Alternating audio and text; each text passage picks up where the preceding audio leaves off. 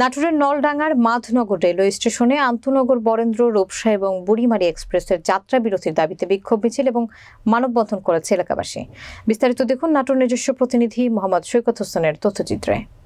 বৃহস্পতিবার দুপুর 12:30টার দিকে নলডাঙ্গা উপজেলার মাধনগর রেলওয়ে স্টেশনে এই বিক্ষোভ মিছিল এবং মানববন্ধন অনুষ্ঠিত হয়। মানববন্ধন শেষে Madhnagar rail station master Imdadul Haque মিলনের মাধ্যমে বাংলাদেশ রেলওয়ে মহাপরিচালক স্মারকলিপি প্রদান করা হয়। মানববন্ধনে চলাকালে বক্তব্য রাখেন স্থানীয় ব্যবসায়ী ইয়ার আলী, সোহানুর রহমান, সাকিব হোসেন, নাভিদ প্রামাণিক সহ অন্যান্যরা। বক্তারা বলেন, সরকার প্রতি বছর মাধনগর রেলওয়ে স্টেশন থেকে বিপুল পরিমাণ রাজস্ব পেয়ে থাকে, অথচ এই স্টেশনের যাত্রী সেবার মান সন্তোষজনক নয়। মানববন্ধন থেকে মাধনগর রেলওয়ে স্টেশনে আন্তনগর বরেন্দ্র রূপসা এবং বুড়িমারি এক্সপ্রেসের যাত্রা বিরতির দাবি সহ রেলওয়ে স্টেশন অবকাঠামোগত উন্নয়নের দাবি জানানো হয়।